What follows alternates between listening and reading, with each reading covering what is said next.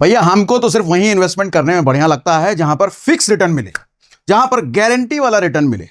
हमको ऐसी जगह पैसा नहीं डालने में मजा आता जहां पर उतार चढ़ाव लगा रहे, कभी 8%, कभी 5%, कभी -1%, कभी 2%। तो आज ऐसी सोच रखने वालों के लिए हम ये सेशन लेकर के आए हैं। तो 9 ऐसे एसेट बताने वाला हूं, 9, 1 2 3 नहीं 9, जहां पर गारंटीड रिटर्न मिलता है। पहले दिन से पता होता है कि आपको इतना रिटर्न मिल रहा है, और उसमें से भी सरकारी वादे के साथ, तो मजा ही ना आ जाएगा। ठीक है, देखो कुछ लोग थम्सअप पीने वाले होते हैं, मतलब थम्सअप का मतलब वो तूफानी करते हैं, कुछ भी करो जिंदगी में, उछल कूद कहीं भी। लेकिन कुछ लोग नींबू पानी वाले होते हैं, उनको तूफानी नहीं चाहिए, आराम आराम से जिंदगी चलती रहे वो चाहिए। तो आज जितने भी गारंटीड रिटर्न वाले हैं सब आपको बता देते। सबसे पहला है जो दुनिया भर के लोग जानते हैं, बैंक एफडी। बचपन से हमने यही सुना है, इन्वेस्टमेंट का नाम होता है एफडी। इन्वेस्ट कहां करना है भैया? एफडी करो। इससे अच्छा इन्वेस्टमेंट क्या होता है? फायदे क्या है, नुकसान क्या है, टैक्स, उसके बारे में सब बताता हूं। फायदे ये हैं, देखो कभी भी आप तोड़ सकते हो, और एफडी का फायदा ही सबसे अच्छा ये होता है कि इमरजेंसी फंड की तरह इसको लोग इस्तेमाल करते हैं, और करना भी चाहिए। एनी टाइम कभी भी तोड़ सकते हो। हाँ, तोड़ने पर आपको इंटरेस्ट पर पेनल्टी लगता है, लेकिन आपके अमाउंट पर नहीं। जो इंटरेस्ट कमाया उस पर थोड़ी सी पेनल्टी लगती है। 7 दिन से 10 साल तक की आप एफडी इसमें कर सकते हो, मतलब मिनिमम 7 दिन की एफडी कर दो, साल 2 साल 10 साल तक की एफडी आप कर सकते हो। 5 लाख तक डीआईसी जीसी बीमा भी करती है, मतलब किसी भी बैंक में जब आप एफडी करते हो, चाहे आप 10 लाख करो, 20 लाख करो, 30 लाख करो, जितना भी, पूरे अमाउंट का इंश्योरेंस नहीं होता। कल को बैंक डूब गया तो आपका कितना पैसा सुरक्षित है? 5 लाख। ये डीआईसी जीसी एक ऑर्गेनाइजेशन है, सरकारी एंटिटी है, ये कहती है भैया 5 लाख तक तो हम दे देंगे, चाहे तुम्हारा पैसा डूब गया, बैंक भाग जाए, बैंक बंद हो जाए, कुछ भी हो, 5 लाख तक की सेफ्टी है। ठीक, अब इसका मतलब ये नहीं कि बैंक डूब ही जाएगा, 5 लाख से ऊपर रखो ही मत, ऐसा बहुत रेयर होता है। हाँ, छोटे मोटे बैंकों से बचो भैया, ये कोऑपरेटिव वगैरह जैसे बैंकों से बचो। बड़े बैंकों में कीजिए, तो बड़े बैंकों में ऐसा नहीं होता, ना के बराबर होता है। सीनियर को आमतौर पर ½ % ब्याज ज्यादा मिलता है एफडी में। लेट्स सपोज किसी नॉर्मल आदमी को 6 मिल रहा है, तो सीनियर सिटीजन जो कि 60 साल से ऊपर के हैं उनको 6.5 मिलता है। ठीक, नुकसान क्या है? ब्याज स्लैब पे पूरा टैक्सेबल, मतलब कोई अगर 20% के टैक्स स्लैब में है, तो एफडी से आपने जितना कमाया उस एफडी पर भी आपको 20% लगेगा टैक्स। अगर कोई 30% के स्लैब में है, तो एफडी पर भी जो आपने कमाया आपको 30% टैक्स लगेगा। यानी कि मोटा मोटी अगर बैंक कह भी रही है कि 6%, 6.5%, 7% मिलेगा, वो टैक्स लगा के 4%, 4.5% पर आ जाता है। तो कुल मिलाकर देखा जाए तो एफडी से कितना परसेंट हमने कमाया? 4, 4.5%। तो इसको लॉन्ग टर्म में बहुत अच्छा इन्वेस्टमेंट एसेट तो नहीं कह सकते। हाँ, इमरजेंसी फंड बहुत अच्छा है, इसके अलावा कोई रिप्लेसमेंट नहीं है। ठीक, तो इसको इन्वेस्टमेंट के तौर पे देखने के बजाय अब इसको इमरजेंसी फंड के तौर पे देखें तो ज्यादा अच्छा है।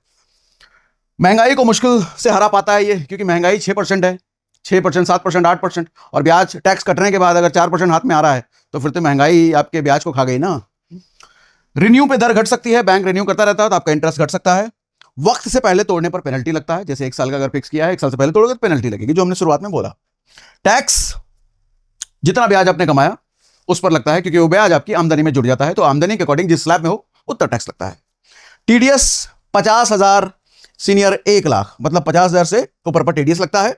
सिर्फ 5 साल टैक्स सेवर एफडी में ही एटीसी में, मतलब कुछ एफडी ऐसे होते हैं जो टैक्स सेवर एफडी होते हैं, मतलब 5 साल के लिए लॉक इन होता है, उसमें 5 साल से पहले आप नहीं निकाल सकते, तो उसमें एटीसी में छूट मिलता है आपको। लेकिन सिर्फ टैक्स सेवर एफडी में 5 साल लॉक इन हुआ, तो इन सब नॉर्मल एफडी पे एटीसी में छूट नहीं मिलता, वो भी सिर्फ पुराने रेजिम में। ओल्ड रेजिम में अगर आप टैक्स फाइल कर रहे हो, तो न्यू रेजिम में तो इस सब का हिसाब किताब है ही नहीं कुछ। उसके बाद पीपीएफ, ये भी बड़ा फेमस है। पीपीएफ में कितना मिलता है? 7.1%। ये करंट टाइम का है, हर 6 महीने के आसपास बदलता रहता है, बदलता भी है, कई बार नहीं भी बदलता है। ये पूरी तरीके से टैक्स फ्री है। फायदा क्या है? किसी तरीके से इससे कमाए हुए ब्याज पर आपको टैक्स नहीं लगता, सरकारी गारंटी है, तो जीरो रिस्क हो गया ये। कंपाउंडिंग 15 साल तक, 15 साल तक भैया लॉक इन होगा। नुकसान क्या है? 15 साल से पहले आप पैसा नहीं निकाल सकते, निकालना भी है तो बड़ा तामझाम है, बहुत सर्कमस्टेंसेस, स्पेशल कुछ केसेस दे रखे हैं, उसी में तो आप मान के चलो कि 15 साल के लिए आपका लॉक हो गया। ये अच्छा भी है, बुरा भी है। बुरा इसलिए है कि पैसे के बीच में जरूरत पड़ गई तो नहीं निकाल सकते। अच्छा इसलिए है कि 15 साल तक का इन्वेस्टमेंट हो गया, छोटी मोटी जरूरत के लिए पैसा तोड़ोगे नहीं, ठीक है, तो अच्छा एक सॉलिड इन्वेस्टमेंट बन जाता है। एक नुकसान और ये है कि इसमें सालाना आप 1.5 लाख से ज्यादा इन्वेस्ट नहीं कर सकते, 1.5 लाख तक। ग्रोथ सीमित है, इक्विटी जैसा ग्रोथ इसको नहीं कह सकते। सरकारें, अच्छा सरकारों के हाथ में इसका रेट घट भी सकता है, बढ़ भी सकता है, लेकिन एक बार आपने फिक्स कर दिया है तो आपके लिए वो रेट फिक्स रहता है। टैक्स एटीसी में, ओल्ड रिजिम में बेसिकली अगर आप हैं तो एटीसी में आपको छूट मिलता है। ब्याज पूरी तरीके से टैक्स फ्री होता है, नहीं लगता कोई टैक्स। मैच्योरिटी पर जो अमाउंट आपके हाथ में होता है वो भी टैक्स फ्री होता है, कुछ नहीं लगता है। हाँ, लेकिन नए रिजिम में नए रिजिम में भी टैक्स फ्री है। बेसिकली नए रिजिम में आपको इसको दिखाने की जरूरत ही नहीं है, सरकार की तरफ से जो टैक्स लगना था वो सरकार इस पर टैक्स नहीं लगाती। ठीक, तो कुल मिलाकर के पूरी तरीके से टैक्स फ्री वाला इन्वेस्टमेंट है, इस पर किसी तरह का कोई टैक्स नहीं लगता पीपीएफ पर। तो अगर 7% बोला है तो 7% ही हाथ में आएगा, एफडी की तरह नहीं 1-2% माइनस होकर के आएगा भैया, क्योंकि टैक्स चला गया। उसके बाद एनएससी, नेशनल सेविंग सर्टिफिकेट, इस पे कितना मिलता है? 7.7%। फायदे क्या है? एटीसी में 1.5 लाख तक की इसमें छूट मिलती है। अगर ओल्ड, देखो जितना भी हम छूट छाट की बात कर रहे हैं ना, सब ओल्ड रिजिम में है, नए रिजिम में कोई छूट नहीं, आपको पता है। सिर्फ स्टैंडर्ड डिडक्शन है 75,000 रुपए का, बाकी कहीं कोई छूट छाट जैसा कुछ नहीं है। सरकारी गारंटी है, सरकारी है ये। 1,000 रुपए से इन्वेस्टमेंट इसमें शुरू हो जाता है और पूरे 5 साल तक वो जो आपको इंटरेस्ट रेट मिला है वो फिक्स रहता है। अगर 7.7 बोल करके दिया गया है तो 5 साल तक इंटरेस्ट ना बढ़ेगा ना घटेगा, 7.7 आपको मिलेगा। नुकसान क्या है? 5 साल का लॉक इन है, बीच में नहीं निकाल सकते। पीपीएफ में 15 था, इसमें 5। ब्याज टैक्सेबल होता है, ब्याज पर लगेगा टैक्स। मासिक आमदनी नहीं देता, मंथली अगर आपको चाहिए तो नहीं मिलेगा आपको। महंगाई के बाद रिटर्न मामूली, मतलब कहने का मतलब 7.7 है, लेकिन ठीक ठाक है। जिसको फिक्स चाहिए, गारंटीड चाहिए, तो आप 12, 15, 20% तो एक्सपेक्ट नहीं कर सकते ना। अब टैक्स की अगर बात करो तो एटीसी में, ओल्ड रिजिम में अगर आप हो तो फायदा मिल सकता है, लेकिन जो ब्याज आपको हर साल मिलता है वो टैक्सेबल होगा भैया। उसके बाद आता है सीनियर सिटीजन स्कीम, शॉर्ट में इसको कहते हैं एससीएसएस। शॉर्ट में बता देता हूं, यहां पर 8.2% का ब्याज है यहां पर, और सबसे ऊंची दरें, मतलब सबसे हाईएस्ट आपको यहां पर मिल रहा है 9 में से। लेकिन एक है जो इससे भी ऊंचा है, कौन सा बताऊंगा। हर तिमाही ब्याज आपके अकाउंट में आ जाता है, हर 3 महीने पर ब्याज आपके अकाउंट में आ जाता है। 30 लाख तक मैक्सिमम आप इसमें इन्वेस्ट कर सकते हो, उससे ऊपर नहीं। सरकारी गारंटी है भैया, रिटायरमेंट प्लानिंग वगैरह कर सकते हो इससे। नुकसान क्या है? जैसे इसमें लिखा है कि सीनियर सिटीजन स्कीम, तो 60 साल से नीचे वालों के लिए तो नहीं। ठीक, ब्याज पर टैक्स लगेगा, 5 साल का लॉक इन है। टैक्स का यहां भी वही हिसाब किताब है, ब्याज पर टैक्स लगता है भैया। SSY सुकन्या समृद्धि योजना, ये एक बेहतरीन स्कीम है, बेहतरीन, ये सच में बेहतरीन है। ये 8.2 का ब्याज है इस पर, सबसे हाईएस्ट में भी मान सकते हो। ये बेटी की पढ़ाई या शादी के लिए मिलता है, ऐसा नहीं कि आप खुद के लिए इन्वेस्टमेंट कर सकते हो। आपके घर में बेटी होनी चाहिए भैया, तो बेटी अगर है तो उसके नाम पे ये अकाउंट खुलेगा, सुकन्या समृद्धि योजना। अच्छा, ये जितने इन्वेस्टमेंट की बात कर रहा हूं ना, ये सारे इन्वेस्टमेंट पोस्ट ऑफिस में हो जाते हैं और सारे इन्वेस्टमेंट बैंकों में भी हो जाते हैं। कई बार क्या होता है, कुछ प्राइवेट बैंक नहीं करते तो सरकारी बैंक तो निश्चित करते हैं। ठीक है, तो ये सारे आपको बैंकों में मिल जाएंगे इन्वेस्टमेंट। कहां करें? बैंक चले जाना, और ना तो पोस्ट ऑफिस चले जाना, दोनों में जहां भी आपकी श्रद्धा हो। ठीक, एटीसी में छूट मिलेगा, सरकारी गारंटी मिलती है, ये भी सरकारी है। नुकसान क्या है? सिर्फ बेटी 10 साल से कम उम्र की जब हो तभी आप बेटी का अकाउंट खुलवा सकते हैं। 10 साल के बाद बेटी हो गई, 10 साल से उम्र ज्यादा हो गई तो आप नहीं खुलवा पाएंगे। बहुत लंबा, 21 साल मैच्योरिटी, मतलब 21 साल की मैच्योरिटी होगी इसमें। सालाना 1.5 लाख की सीमा है, उससे ऊपर नहीं जमा कर सकते। अधिकतम 2 बेटियों तक, तीसरी बेटी हुई तो आप उसके लिए नहीं कर सकते। टैक्स की बात करो तो एटीसी में छूट मिलेगा आपको। ब्याज जो मिलेगा, इंटरेस्ट जो कमाओगे पूरी तरीके से टैक्स फ्री होगा। मैच्योरिटी अमाउंट जो मिलेगा वो भी पूरी तरीके से टैक्स फ्री होगा। देखा जाए तो ट्रिपल ई, मतलब एग्जेम्प्ट एग्जेम्प्ट एग्जेम्प्ट, पूरी तरीके से टैक्स फ्री। 8.2% का ब्याज, ऐसा भारत में दूसरा कोई इन्वेस्टमेंट नहीं है। हाँ, 8.2 है दूसरा, इससे ज्यादा वाला भी है, लेकिन पूरी तरीके से टैक्स फ्री विद 8.2, कोई गारंटीड स्कीम नहीं है इसके अलावा। लेकिन हाँ, सिर्फ बेटी के लिए ये। उसके बाद केवीपी, जैसा नाम से है, किसान विकास पत्र। इसका मतलब ये नहीं है कि सिर्फ किसानों के लिए है, आप और हम भी कर सकते हैं।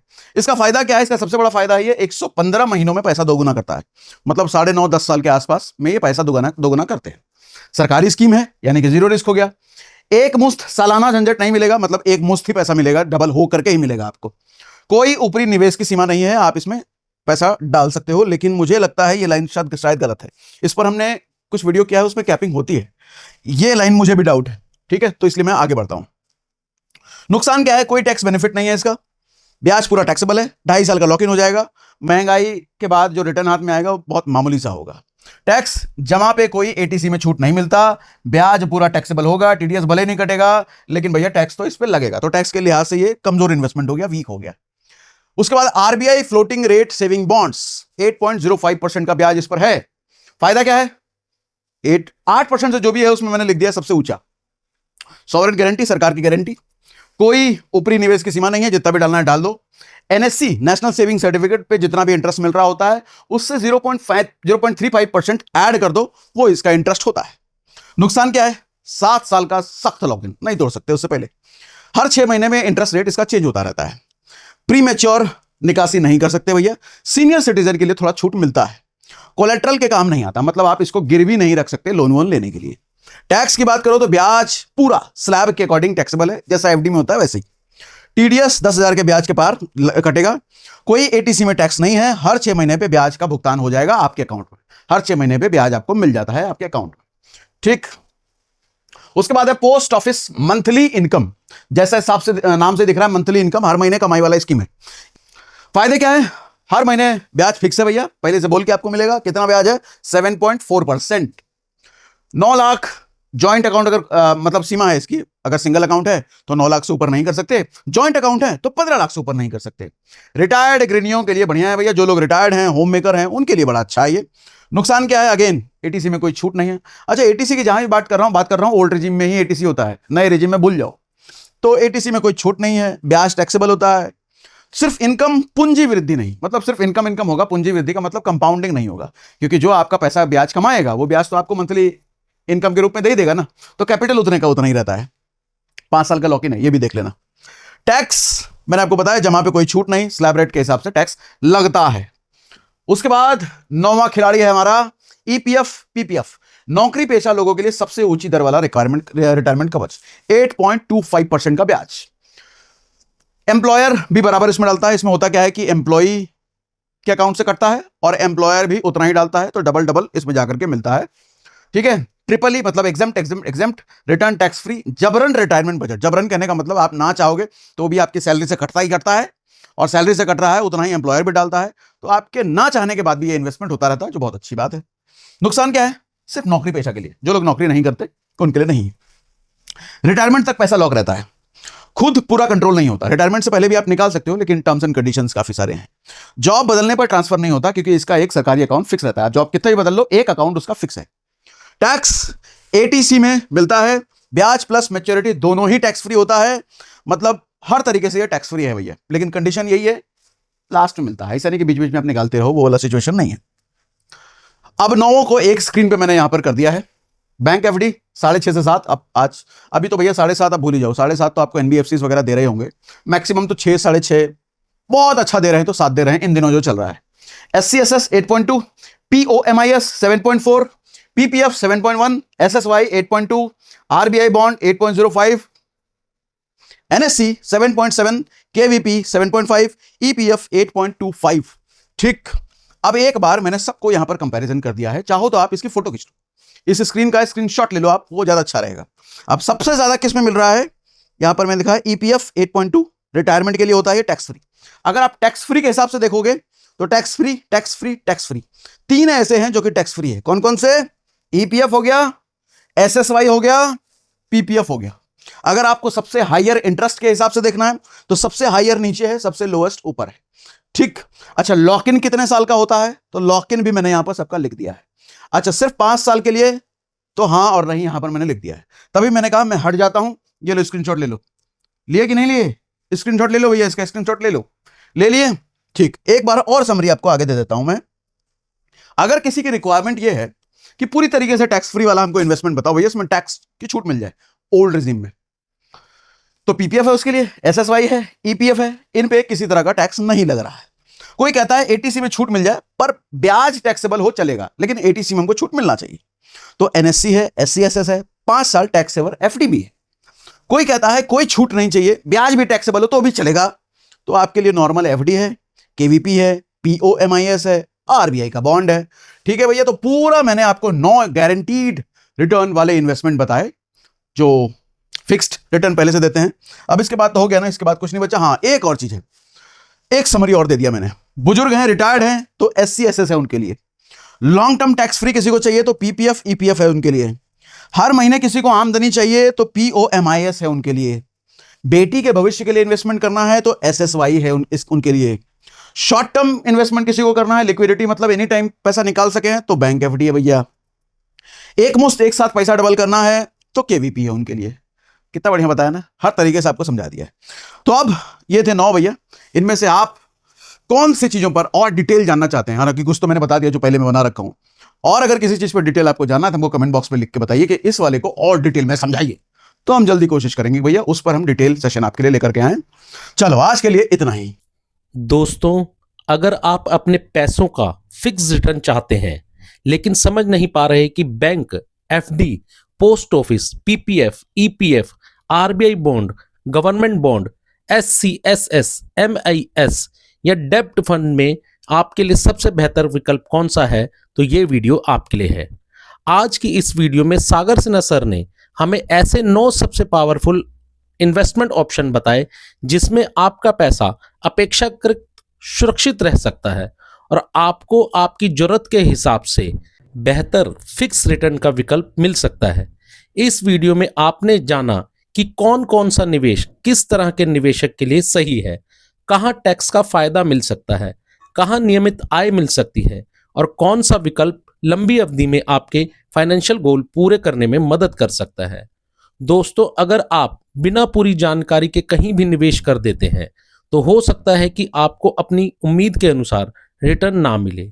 इसलिए इस वीडियो को सही से समझना बहुत जरूरी है, क्योंकि हो सकता है कि इन 9 विकल्पों में से कोई एक आपके लिए सबसे बेहतर साबित हो सके। तो दोस्तों, अगर आपको यह वीडियो पसंद आए और आप भी सागर सिन्हा सर के फैन हो तो वीडियो को लाइक जरूर करें, अपने दोस्तों के साथ शेयर करें, कमेंट करके अपनी राय बताएं और ऐसे ही शानदार फाइनेंस और इन्वेस्टमेंट से जुड़ी जानकारी के लिए हमारे चैनल को सब्सक्राइब करना बिल्कुल ना भूलें।